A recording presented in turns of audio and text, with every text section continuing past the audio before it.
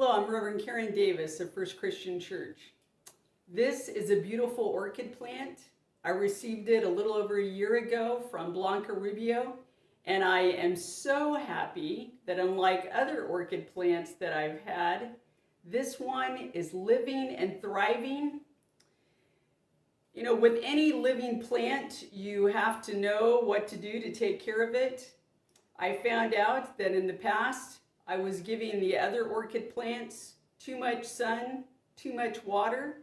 So now I know the trick of just the right amount of water, just the right amount of sun, and this is the beautiful result. I am so happy that this plant continues to live and thrive and there's new growth on it. Well, as we think about plants, we know that oftentimes nature provides a great analogy for our existence, especially when we think of our spiritual life. This week we're reflecting on Psalm 1. And in Psalm 1, we are reminded by the psalmist that the tree that plants its roots deep into the soil, plants its roots near the stream of water, there it will thrive.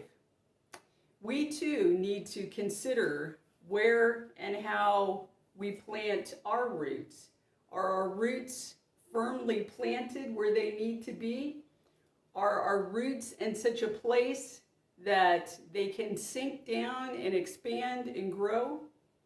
Are we near those things that give us spiritual nourishment? As a plant needs sun and water to grow and flourish, we need to have that relationship with God, healthy relationships with the people around us to help us thrive and grow spiritually, emotionally, mentally. And so I invite you this week to reflect upon your own life. What are you doing to tend your growth? Is your life deeply rooted in God and God's Word? Are you seeking out those things that build you up and build up others around you? Or have you found yourself sticking your roots into those things that are destructive, not only to you, but to people around you? What are you doing to offer nourishment and encouragement to the people that you encounter?